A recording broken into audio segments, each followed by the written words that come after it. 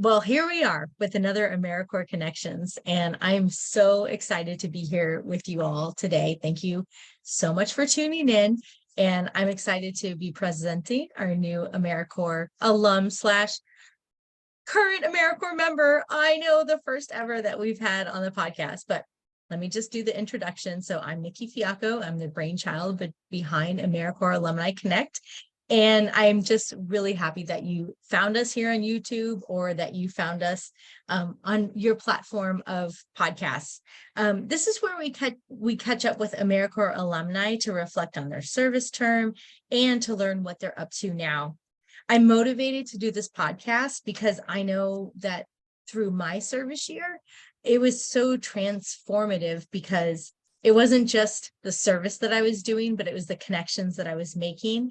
And I'm hoping through this podcast and through this platform that we can continue that communication. So for the month of April, I'm really excited to be celebrating Earth Month and be highlighting AmeriCorps members who are doing service in environmental programs, and are in some way still doing that type of service, which we'll learn from Julia here that I'm spilling the beans. She is still a current AmeriCorps alum, or a current AmeriCorps member, and I'm so excited.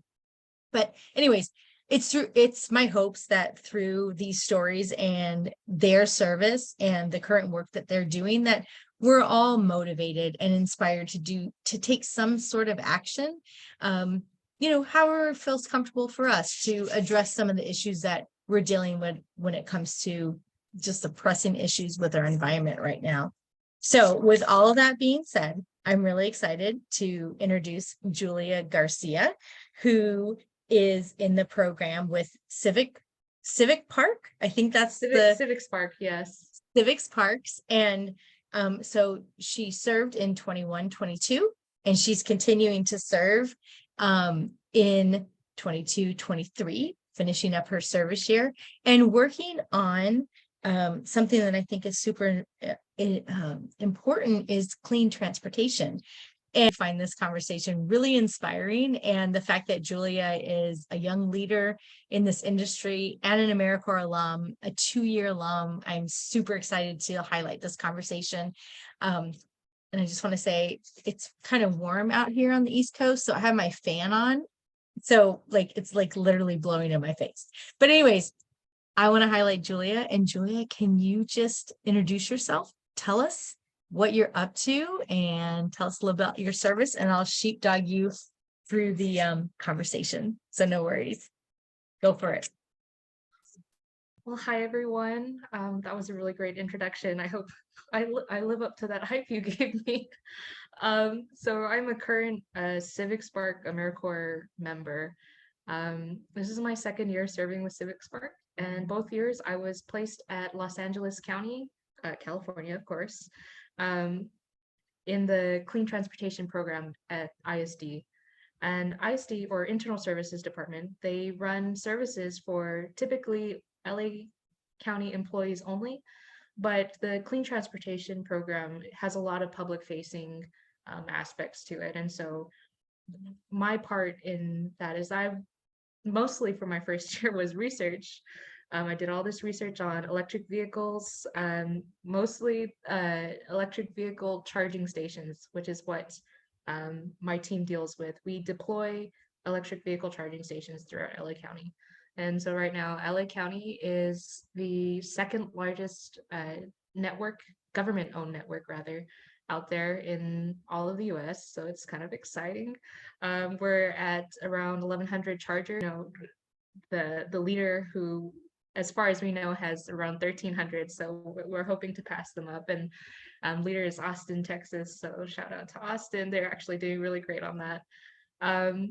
So what I did my first year was I did some research on best practices for operation and maintenance of electric vehicle chargers, and I guess the technical term EVSE, electric vehicle supply equipment. And I'm sorry if I'll use those interchangeably, and I'll try to stick to one. But we took those surveys and we compiled them. We're saying, okay, we looked at the laws existing in California around how you should how you should apply fees to electric vehicle chargers. And then we looked at the way everyone was doing it. And there are so many, if anyone out there owns an electric vehicle, there's so many different ways to pay for public charging. There's apps, and there's not one app, there's an app for every single charger out there. And they want you to fill a wallet, or they want you to connect your bank account. And then they charge, some places charge like a flat rate for the whole session, which is great if you can afford it, but it's not quite, that's not a sustainable strategy. And then other places charge per time, so per hour, per minute. And then what's becoming more common is charging per kilowatt hour. And I haven't been read up on it within the last year, but as far as I know, the federal standard, there's no standard for charging. But here in California, we do have a standard that was implemented about 2 years ago, and it's the order to charge in dollars per kilowatt hour, which makes a lot of sense. And it, if everyone's charging in dollars per kilowatt hour, that will, help to reduce barriers to paying for your for your charging. And so we went ahead and we took that, and we found, all these other great little trends and things that are happening in the world of EV charging. And then we took that data and we applied it to the way the county wants to charge for fees. And I think the county is extremely limited in the way it can charge for fees, because it can't charge based on what the local average is. So it's not quite like gas, but we want it to be as easy as filling up your tank with gas, because why do you want to do something difficult and make that change? And it's, old habits die hard. And so I want to just pause real fast, and I put myself on mute because my fan is so loud. But one of the things I'm wondering, so this is amazing, right? So you went into an AmeriCorps service year, and let me just ask you real quick, because we didn't go there. Were you looking for AmeriCorps on purpose, or did you find this opportunity and then discover it was AmeriCorps? At my university, I went to UC Davis for my undergrad, and spring was coming up and graduation was like a month away, and I was like, oh my God, what am I going to do? And so I went ahead and applied, and I was actually rejected in the first round and the second. So I was rejected the first year I applied, the first year I was out of college. And then a year passed and I was still, finding a job. It was a really hard time. I graduated spring 2020 is the height of the pandemic. I didn't get a job, and it was not a great time for myself. It was such a blow to the ego. I don't know what I thought post-graduation life would be like, but I thought the stress would be gone. I'm done with my education. Yeah. I'll have a job. It'll be great. It wasn't, but so I was persistent. I applied again, and then I was rejected again, but I got to an interview this time, and then I was rejected. But then about 2 months after that rejection, I got another email from Los Angeles County, and they're like, hey, our candidate dropped out. Do you want this position? And I was like, yes, I will be your second pick. I don't mind. I don't even know if I was their second pick. They might have offered it to other people, but I am not. I don't have. My pride was non-existent. So yeah. And so and you cut out just a little bit on your video feed. So you were particularly looking for a job experience, not necessarily an AmeriCorps experience, right? Yeah, I was looking for anything. Yeah.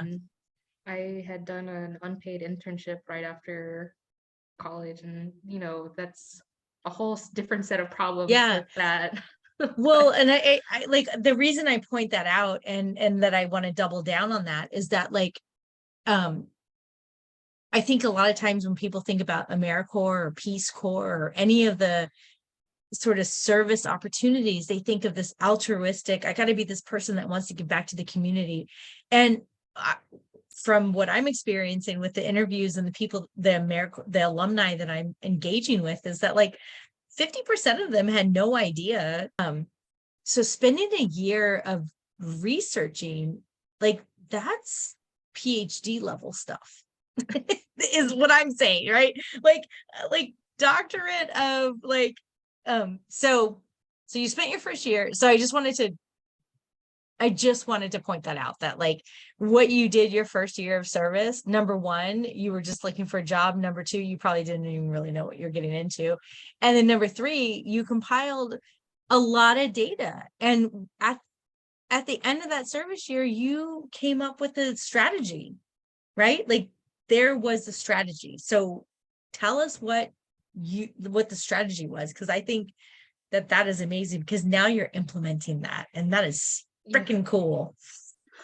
Yeah, I definitely had no idea what AmeriCorps was.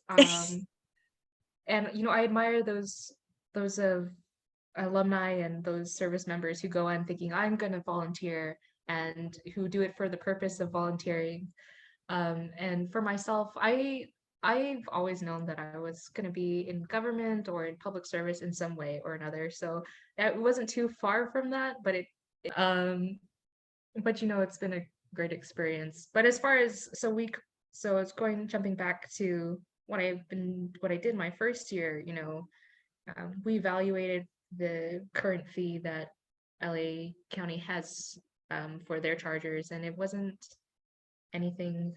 It was 30 cents kilowatt hour off peak and 45 cents on peak, and that's pretty standard for you to see, at least in California. I know it's really varied across different states.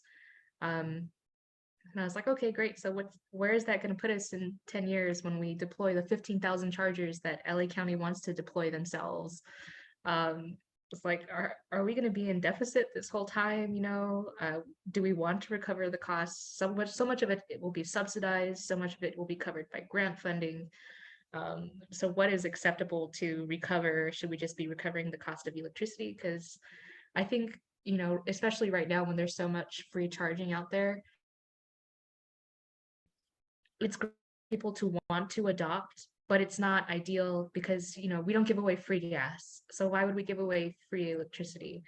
And, unfortunately, that is a reality that we're going to have to live with. I don't expect them to stay free that much longer. But anyways, back to the county, we made these models and we made these projections, and we saw, okay, in 10 years at this price, we will still be in deficit. Utilization won't be that great, and we won't have really done anything to get more people to adopt. And so then we were looking at different structures. Okay, what other structures are out there? And so we went back to our survey of governments and to see how everyone else was charging. And then we went back to the laws to see how we could charge here in California. And we didn't want to reinvent the wheel. I'll just say that it's research. You never want to reinvent the wheel. So we looked to the utility companies, right? And to look at the way they were charging. And so we just adopted a third time of day, time of use period. So we call them super off peak, and on peak. So there's nothing too radical, but creating these models that figured out, okay, this is where we're going to be here. This is what adoption might look like. What if we had high adoption in the first few years? What if we had low adoption? Well, what has adoption been historically? So we were looking at the past 5 years, and how have electricity rates risen? So we were looking at the past 5 years, which even now we're running through a reevaluation just because electricity rates have gone up now. So that changes the way our model works, but the structure of the model will stay the same, which is great. So we created this tool. It's like, we call it a calculator, but it's an Excel sheet with, you put in your own data from whatever city you're representing, however many time of day periods you want, and how quickly you're going to expand just for a 10-year period, which even for a model, that 10 years is pretty far to project out. So and I think we have to remember when we're talking about models that, often it's not what it's going to look like. It will never be exactly what it's going to look like. But we created this really great tool and we sent it to all our survey participants. Really great feedback. I'm really excited to say that City of Los Angeles contacted me, I think it's been like a month now ago, and they're adopting our structure. And so it's making a movement to get more fee structures into the same pattern, so that oh, I go to this charger and I go to this charger, and it's not different. It's easy to make that transition. And I just want to, because it's easy to get lost in this conversation of what we're actually talking about. And you're an AmeriCorps member, and you know what I mean? And like you're researching and you're making decisions for a city and a county. And that's huge, right? Like that's huge. And you're, and the structures that you're bringing in. And, I wrote down city planning, right? Like I don't think that you had urban city planning in your degree. I don't think that was like something that you were like, oh, I'm going to, but that's what you're doing. And I just, to circle it back around again, because I think what you're talking about is so important. And I think that people who are not AmeriCorps members would find everything that you're saying so interesting. And I just want to say, if you're still listening now and you're not an AmeriCorps member and you don't know what AmeriCorps is, this is the power of national service. And these are the type of people who serve in AmeriCorps. Julia went into this service year not knowing it was AmeriCorps, but you're making really big decisions. You're making an impact. So after your first year, because I think your first year was really steeped with research, why did you stay? And why the heck are you serving a second year? Because I think your first year was research. So what made you stick around to do the second term of service? And you may be frozen, or I may be frozen. Hello? Okay, you're back. Sorry about that. Why did I stay for a second year? Yeah, because your first year, from what I recall, it was a lot of research. And then now I feel like you're in the implementation stage. So I felt like there was so much left to learn. And, my background is a little bit borders, city and regional planning. My major was environmental policy analysis and planning. So I got a little taste of it. And, in my undergrad education, and I had taken a transportation planning course. And I was just so enthralled by all these different aspects to transportation planning that I didn't realize were part of transportation. And so I found this, fellowship. And I was like, when they first contacted me, they're like, well, is there specific projects you want to work with? Because they list their projects. And I was like, well, I think there were like 2 transportation oriented projects, and one was with high-speed railway here in California, and the other one was here with LA County. I was like, well, I want one of these 2.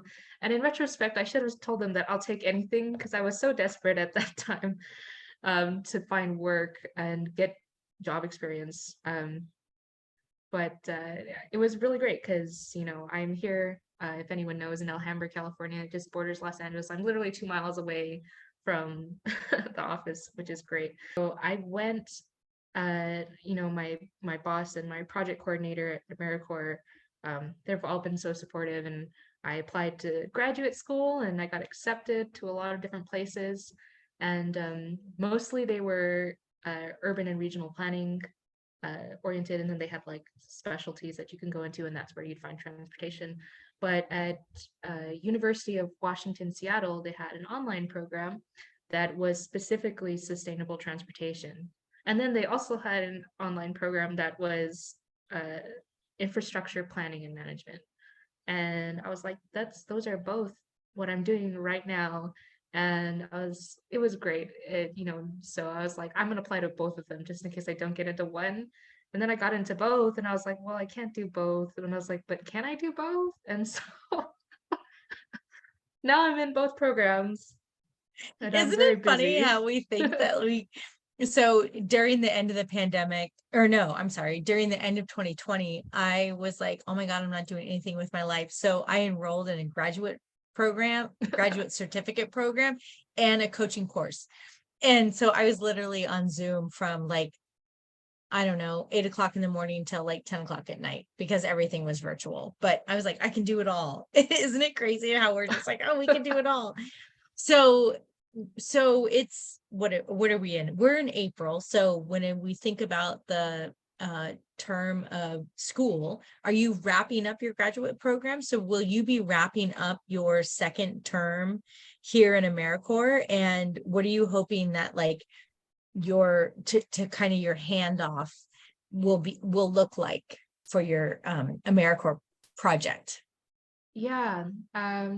So this year's project was more focused on creating like a list of priority sites of where to put chargers. And to do this, I was looking at all kinds of aspects, you know, vehicle population, um, everything from where do we own EVs to where is there going to be a charging desert because people can't afford to get EVs or they're afraid to adopt because there aren't chargers around them, all these different aspects. Um, and so even actually just this week is the first working model that I have that I'm presenting to my boss tomorrow, actually. So we'll see how that goes.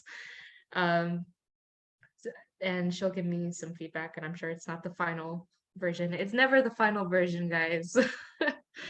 um, and so that's done. And so now the next step, or if well, we'll see tomorrow, but the next step would to be to find what the ideal number of stations or chargers are at a station.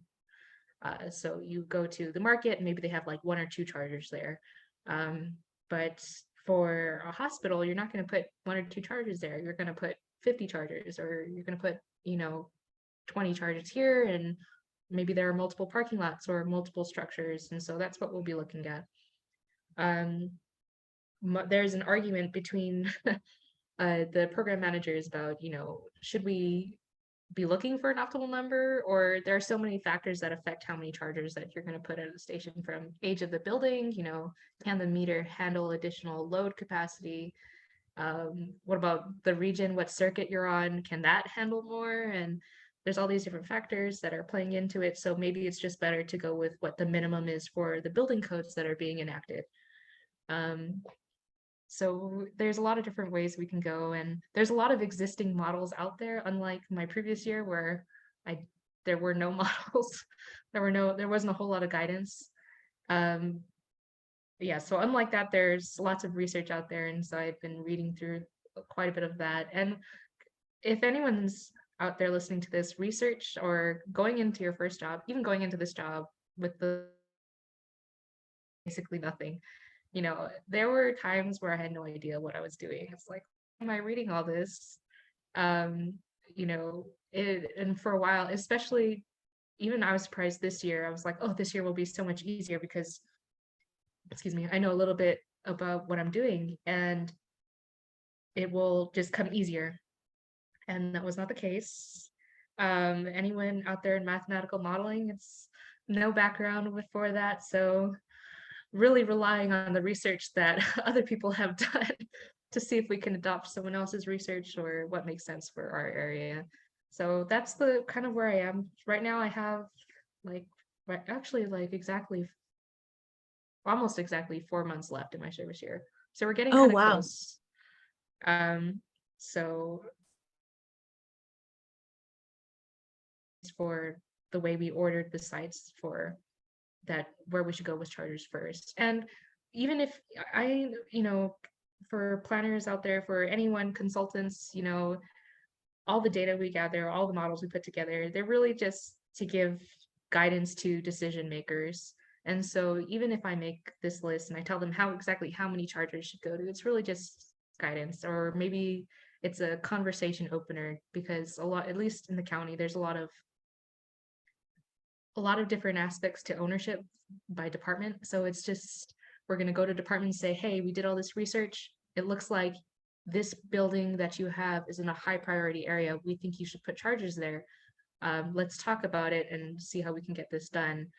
And even beyond that, it's surprising to me that some departments will say, well, no, we can't do this because of this or because of that, or some of the buildings are being phased out and they're building new buildings in their place, or there's all these factors that are weighing in.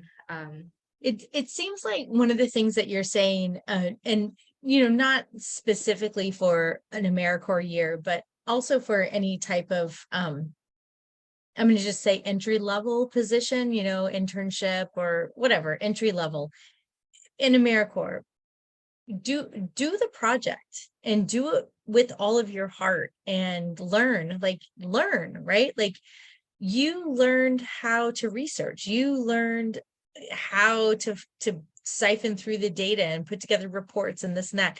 And the experience that you learned from like doing the research and compiling the data and is so much more valuable than actually the outcome of what is done with it. Like, we all want to like give this amazing report, and then we're like, we are on this pedestal, we did this amazing thing, and we've changed the world, and it's all because of this crazy research that we did. But so much of the time is because people like you who like, I think that we should have more charging stations at a hospital, and then somebody comes in and it's like, well, no, because the grid, because of all the machines and that it can't handle it. And you're like, that's still what I think, but I'm not the one that makes the decision. So, but I say all that to say that like, I feel like one of the things that you're talking through your experience is that like, and this is for people who are in their service year, or maybe, you know, whatever, like wrapped up their service year, like, take it for what it is and make it what you need it to be, right? Like, our service year can build us up and transform us into something different, better, more resilient, or it can like break us down. And I think like I'm just seeing the light in you and like just the excitement in you that like, but like taking the experience and like, you know, just going with it. So as we come to the end of sort of this conversation, because you've shared so much valuable, number one, like information about where we're heading for the future, because I'm sorry, everyone follows LA. No, isn't it like LA and New York? It's like whatever they're doing, the rest of the country does. But also like what somebody can make of a service year. As we close this down, I want to circle back with like two questions, and I want to bring us back to kind of environmental month and like Earth month and Earth year, Earth forever, right? Because this is where we live. In your opinion, based on the like the, I don't know, I guess the research and stuff, what is something that like us commoners, us muggles could do less of to not contribute to the issues that are happening with our planet? And then what is something that we could do more of? So the first question is, what could we do less of? And then what could we do more of? Right. So this is a great question, because I think a lot of electric vehicles are just one little cog to this whole greater fight against global warming. And in all reality, driving cars is not good for the environment, whether they're electric or not. So we can do less driving, and we can do more of any other mode of transportation, because not only is it more efficient, but it will help us move towards a, cleaner air, less emissions. It's just one part. Um, and I think that's something, as transportation planners, people think the future of transportation, oh, it's all going to be electric vehicles. No, it shouldn't just be electric vehicles. It should be,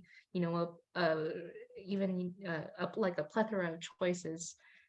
We should be biking. Maybe it's, for those of you in urban areas, it's those shared jump bikes, or Angeles is not going to be the answer in a small rural area. It's not going to be the answer the answer for every city is different. And I think that's something we have to realize. But either way, it's just to generalize, at least in coming from transportation, less driving, more, walking, more bicycling, more van pool, carpool, bus, light rail, train. As long as, the more people that you fit into, the more people you fit safely, there we go, safely into a vehicle, the more efficient you're becoming. So just getting away from that single occupancy vehicle will be a really great step. Yeah. And I feel like that encompasses like what we can do more of and what we can do less of, all in one encapsulation. Like for sure, right? Like yeah. I will have to say that I'm like pretty okay with when I'm going to be able to like lock my car into something and have it just go. And I do kind of like my isolation. I will say, Julia, I like to like kind of not be around a lot of people. But if there's a way that I can like lock my car into like some system where it just automatically takes me somewhere and I can snooze or do my notes or something like that, like I, I'll be an early adopter. I'll be down for that. But like the Jetsons, Yes. you know? I think just to point that out, like I want to say it's like San Francisco. I'm like half sure, but San Francisco has those autonomous vehicles, which I have a whole bunch of opinions on, which we can't get to right now. But you know, you call an autonomous vehicle and you're there in the back, and it's going to take you directly to the address to do whatever else, you know, the reading that you needed to do before you go to school, or play on your phone, or watch some TV, or listen to some music, or something that, you know, involves not looking at the road. And so that's something interesting that they're doing. That's not the answer everywhere, obviously. But you know, that's one way to do something like that, that if you're don't want people around you, you know. So maybe that will come to your area in the future. Coming to a road near you. Julia, this conversation has been absolutely wonderful. And I think we connected through LinkedIn. And I just want to honor you for number one, like feeling confident enough to reach out and jump on this podcast and share your story and yourself and your experience and your journey with us. And I also just want to say that like I appreciate your wisdom and your intrigue in how we can move forward in a more sustainable way. Like there's a better word than way, but I'm just going to say that. So really appreciate you, and totally forgot that I was interviewing an AmeriCorps alum. Because you're like this is the coolest thing, and this is the reason that I want to have this platform of AmeriCorps connections, is that like you're doing amazing things and you're an AmeriCorps alumni, and like that's freaking cool. So last couple things that you would like this network to know or to do or to share, you know, what, sum it up, like what are the last couple things that you would just like to say? Um, wow, that's a that question is like, It what else is is. there to say? Just that, you know, to take advantage of your service year if you have, you know, I have grown so much professionally. Um, you know, I didn't know anything. I had taken a single Excel course in college, and really it only covered like 2 weeks of our quarter, anything about that. And now I've gone from beginner to, you know, intermediate, bordering advanced. Communication was also something that I've really developed. And especially, I don't know why communication by email is such a thing for me. Like I read the email 20 times before I send it, and then there still ends up being some typo or something. Um, and you know, just putting yourself out there to learn something new it's okay. And don't be afraid of projects or of experiences where job experiences where you have no background, because you can learn it. It can be learned. And I think AmeriCorps really gives you that opportunity and that space to learn, which is great. Um, and you know, I'm excited to finish out my AmeriCorps year. It's getting there, and 4-month countdown, and I'm excited to be leaving and hoping that I'll get hired somewhere else. um, Julia's and on the market, in case you're yes, I can imagine that actually everything that you're doing is going to be you're going to be scooped up really quickly. And um just to double down on what you said, is that like the skills can be learned, and the skills can be learned during the service year. So Julia, thank you so much for being with us today. Really, really loved this conversation. And for all of you who have made it this far, I'm trying to limit the conversation down to 30 minutes, but it's just not happening because AmeriCorps members and AmeriCorps alumni are amazing, and there's just so much to share. So thank you for lasting this long, and we will have another alumni up here shortly. I'm working on the website. I'm having a little bit of technical difficulties. So if you are clicking on it and it's not doing what you want it to do, just like hold tight. Actually have an AmeriCorps alum that I interviewed that's helping me with the website, and I'm going to have resources and everything available to you shortly. So hang in there. Follow up next week for another interview. And Julia, this was awesome. Thank you so much. Appreciate you. Thanks so much.